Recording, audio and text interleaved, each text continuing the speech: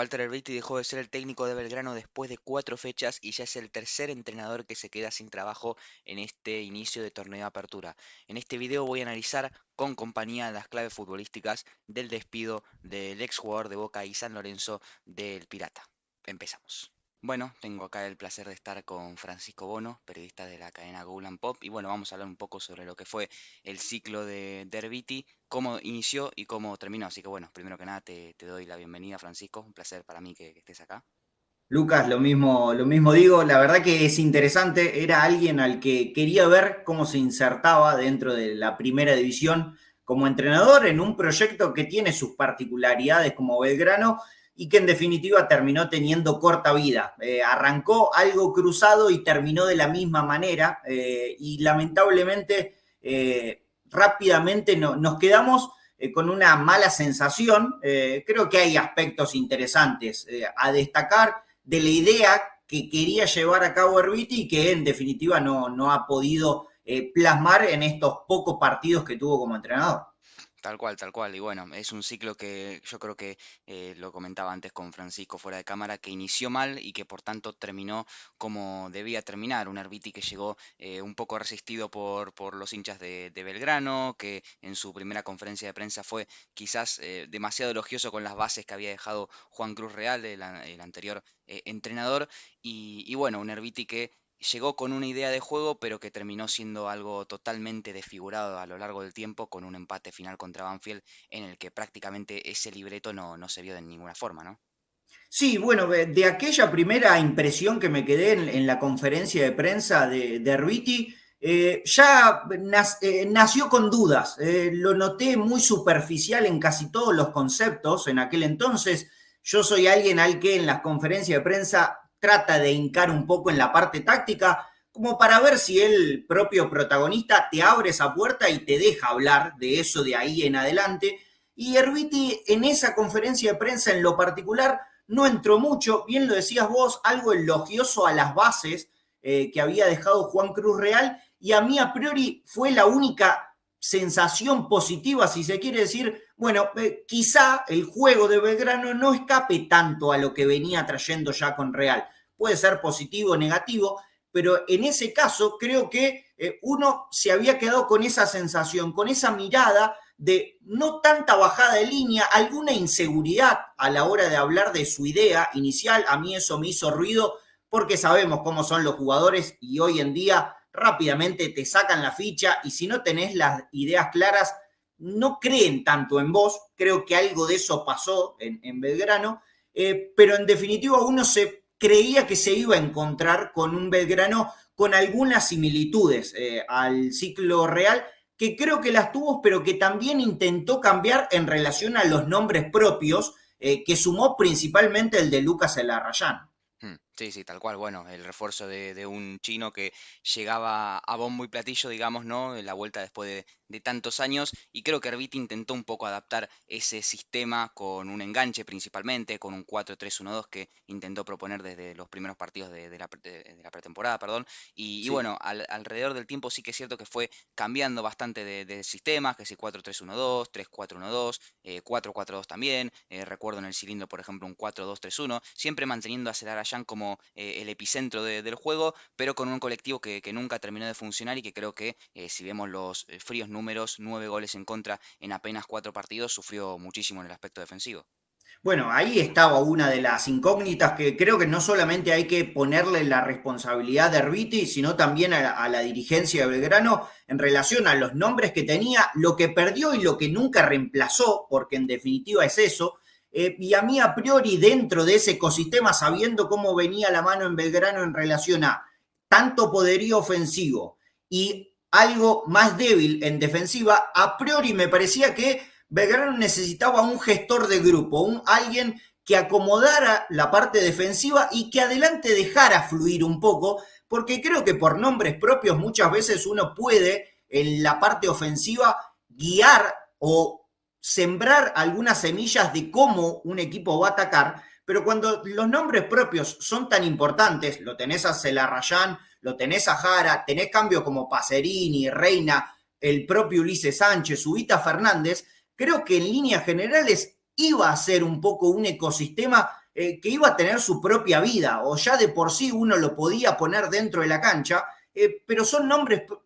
propios de jugadores que tranquilamente ellos pueden sembrar cuál va a ser la forma de atacar, más allá de si es juego directo o asociativo, que creo que ahí estuvo un poco esto de lo que traía Belgrano y a lo que quería ir el propio Erviti. Lo habló él, de hecho una de las cosas que yo me quedo en uno de los partidos de pretemporada de Walter tiene que ver con ese rombo que arma en la mitad de la cancha, con Quiñón como el eje más retrasado, como el vértice más retrasado, Menossi y González Metili como los internos, y por delante el propio Chino Celarrayán. Ya de por sí eso hablaba acerca de un juego que quizá iba a ser más interno que externo y más centrado en Celarrayán. A ver, lógico, un número 10 como Celarrayán a mí me parecía que son como esos planetas que vos necesariamente el resto va a girar alrededor como un satélite. Me voy a centrar en Celarrayán, el resto se va a mover en relación a él. Hizo una declaración en su primera conferencia de prensa post partido contra Huracán.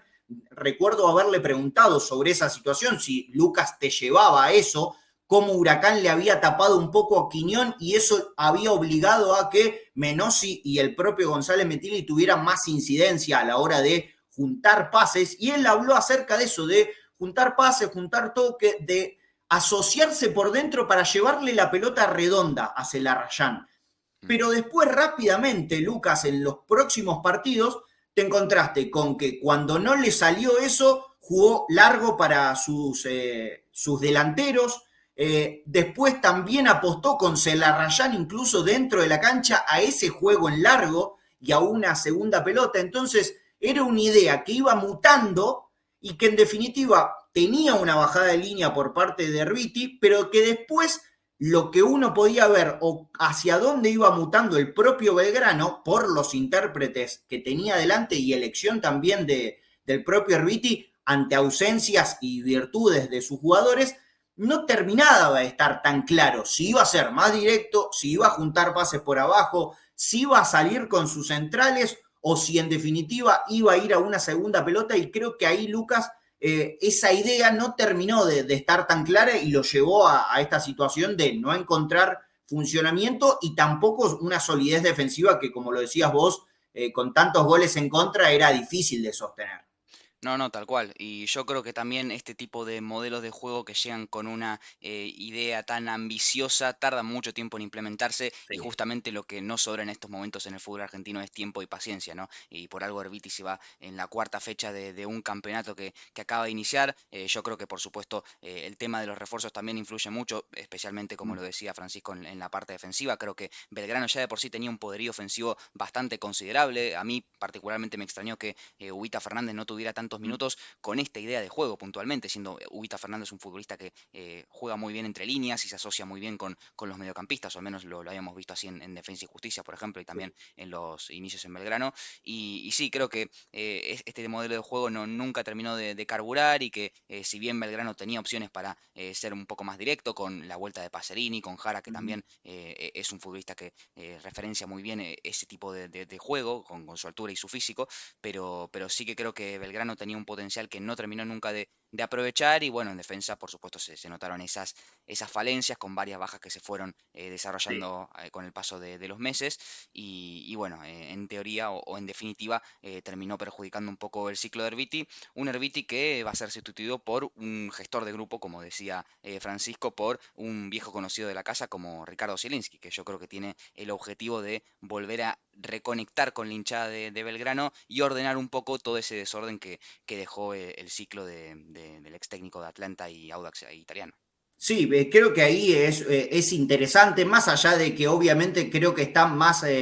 la elección por cómo venía Rojas y el propio Luifa hablando acerca del ADN. Yo creo que muchas veces uno se olvida de eso, habla desde lo táctico, desde lo estratégico, de las elecciones o perfiles de jugadores a la hora de un plantel. Pero todos los clubes tienen una ADN, y cuando vos te empezás a alejar un poquito de lo que siente la gente, de cuál es tu esencia, creo que empezás a perder un poco el camino. Y con las últimas elecciones Si bien creo que la de Real fue una buena apuesta que se fue deshilachando con el correr de los meses y esa situación con Reina a la que creo que se le pasó demasiada cuenta al propio Real en relación a un Reina que hasta ahora a mí han sido chispazos, no me parece que sea tan diferencial, y vos hacías referencia a Ubita Fernández, creo que hay varios por encima de Reina antes que el peruano,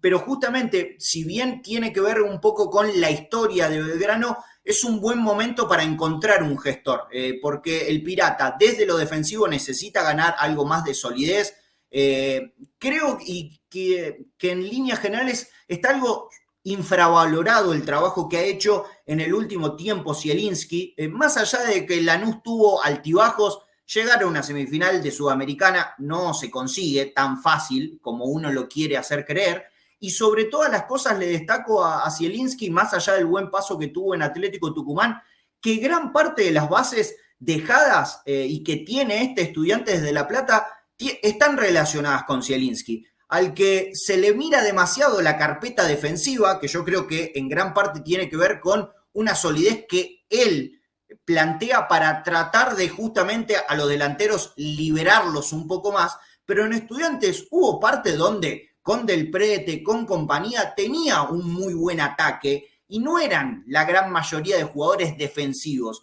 sino que había un buen mix en líneas generales y que creo que se parece un poco este Belgrano a ese Estudiante que estuvo en el inicio, con quizá muchos jugadores en delantera y que los pueda potenciar, pero también solidificando un poco la parte defensiva. En lo principal y desde una postura muy mía, me gustaría saber, y es una de las cosas en la que intentaré hacer foco de cara a lo que viene, cuál va a ser la gestión, sobre todo de los laterales, porque allí Belgrano tiene dos perfiles más carrileros que laterales, y eso se le ha notado a Erviti en cuanto a la elección de tratar de mutar de cuatro defensores a esa línea de 3/5, y en ese aspecto creo que es interesante para ver cómo lo resuelve. Si lo suelta tanto, porque con Panucci y Velázquez, que se lesionó lamentablemente y va a estar varios tiempo afuera, son más de tipos de mitad de cancha para adelante, que como carrileros se desenvuelven mucho mejor que como laterales, y me parece que es un aspecto a tener en cuenta, a ver cómo lo resuelve, si va con algún central en esa zona, no me extrañaría que Russo vaya un poco por ese perfil, y en definitiva, qué tanto los agrupa a los defensores, porque en el último tiempo Belgrano ha tenido defensores que quizá un poco más arropados destacan mucho más que con 40 metros a las espaldas, pero esa no era la idea de Real, esa no era la idea tampoco de Erviti, y que quizá dentro de ese ecosistema de resguardarse un poquito más por parte de Zielinski le puede hacer bien a algunos nombres propios, esto sin dejar de lado que Belgrano en esa faceta está corto, entonces si sigue teniendo problemas defensivos, no solamente va a tener que ver con el trabajo de Zielinski, sino también con un armado de plantel que, bueno, de a poquito ha quedado en esos aspectos algo más deshilachado que adelante, obviamente. Sí, sí. Sí, yo creo que este tipo de modelos de juego que priorizan más el orden sin pelota, como es lo que yo creo que va a ser más inciso Zielinski, creo que en eso estamos todos de acuerdo, puede hacer que un equipo sin mucha confianza en estos momentos esté un poco más sólido atrás, en un bloque medio, bloque bajo, más juntos, con las líneas más compactas, y a partir de ahí aprovechar ese poderío ofensivo que decíamos que tiene Belgrano justamente, con quizás Reina ahora sí que puede llegar a cobrar un poco más de Mm, sentido, con más espacios para correr, con un Ubita Fernández o un Pacerini pivoteando para jugar por detrás de Jara, podría ser una opción. Yo me lo imagino perfectamente a Belgrano jugando con un 4-2-3-1, un 4-4-2, por ejemplo, o bien también, como podía decir Francisco, mutando a una línea de 5, aprovechando los carrileros que justamente, antes que hablábamos de la herencia que dejó Real con ese 3-4-2-1 que utilizaba el anterior entrenador, creo que también los carrileros podrían ser bastante aprovechados por Zielinski, siendo que, bueno, en defensa serían laterales hundidos en una línea de 5 defensores. Pero sí, yo creo que pasa mucho por eso, pasa por encontrar estabilidad y a partir de ahí aprovechar los buenos recursos ofensivos que tiene. Ya para ir terminando, Francisco, te pregunto, como periodista y como persona metida en la vida, en el día a día de Belgrano, ¿para qué está este equipo y en función de los recursos que tiene y qué le puede llegar a esperar con el ruso Zielinski? Bueno, yo creo que es un plantel en líneas generales con eso que tiene en lo ofensivo y con un agregado que se puede dar en los próximos días que tiene que ver con Santiago Longo, alguien que ocupa espacios muy bien, que hace relevos y que puede liberar mucho más a esos ofensivos de lo que hablamos. Cuando vos tenés un Longo atrás que sabés que te va a ocupar los espacios, que tiene una lectura defensiva mucho más clara que otros intérpretes, eso lo puede liberar a Belgrano en fase ofensiva y que claramente es un equipo que está para competir. Creo que tiene mejor plantel que gran parte de los equipos de primera división. Cuando uno empieza a pasar esa lista larguísima de 30 equipos, y es difícil no ponerlo a Belgrano con lo que tiene en ofensiva en el top 10. A mí me parece que de manera lógica los Ubita Fernández, los Jara, los Pacerini, el agregado de Ulises Sánchez, González Metilli, que bien, si bien son volantes, tienen un corte mucho más ofensivo y que claramente lo ponen a Belgrano como un plantel de mitad de cancha para adelante por encima de la media, sin lugar a dudas. Y creo que con Russo Zielinski va a ganar esa competitividad que no tuvo hasta ahora y que tranquilamente la puede tener. Y otro aspecto en relación a los ofensivos, y que creo que ya de poquito se va destacando en Belgrano, que tiene que ver con que son tipos de experiencia. Y a mí no me parece que en el fútbol argentino sea un detalle menor la experiencia que va a tener el propio Zielinski a la hora de manejar el grupo y de saber afrontar un torneo argentino, lo tiene de sobra eso, pero los Jara, los Pacerini, el propio Longo, son tipos que ya tienen un pequeño recorrido o un gran recorrido y a la hora de gestarse el grupo, creo que si acomoda 2 o 3 ideas claras, no se vuelve loco en tratar de salirse de su esencia, en esto de que Ariel Rojas y Luis Fartime han querido cambiar un poco, a pesar de que en el medio lo tuvieron a Farré. Creo que Belgrano es un equipo que está para competir y que en la delantera te la puede poner difícil a cualquiera. Así como si uno quiere, lo tiene a un platense que te incomoda en cualquier contexto, que a mí me parece, y perdón por la palabra, es el equipo más hinchapelota que tenemos en el fútbol argentino, porque es así, Sí, sí. desde lo defensivo, Belgrano en lo ofensivo puede ser un equipo hincha, de esos que sabés que no le podés entregar demasiada, porque con cualquiera puede tener un chispazo e inclinarte un poco o cambiarte el rumbo de un partido, porque en un fútbol argentino tan reducido en resultados, un gol vale un montonazo. Prácticamente te marca más o menos hacia dónde se va a jugar el partido. Y creo que Belgrano tiene esa situación de transformarse en un equipo que sea una piedra en el zapato, que no le podés dar tantas libertades en tu fase defensiva y en la fase ofensiva de ellos como para no sufrir. Y me parece que ahí está la cuestión. Si se acomoda, no se sale de su ADN de garra y de huevo, como le gusta decir al hincha de Belgrano, y libera a esos ofensivos, tranquilamente puede ser un equipo para competir y dar que hablar en el fútbol argentino.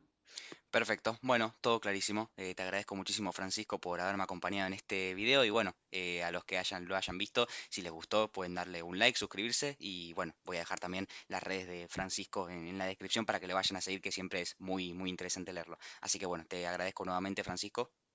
Un placer y a disposición para hablar de los equipos de Córdoba, para hablar de todo el fútbol argentino. Hay un montón y acá también se viven momentos candentes en todos los equipos, con buenas, con malas. En este caso, Belgrano cambiando un poco su idea. Veremos ahora con Russo Zielinski qué tanto vuelve a hacer Belgrano. Perfecto, bueno, veremos si Talleres e Instituto dan también bastante para hablar, que seguro que ya lo están haciendo. Y bueno, eso, nos vemos en el siguiente video. Un abrazo.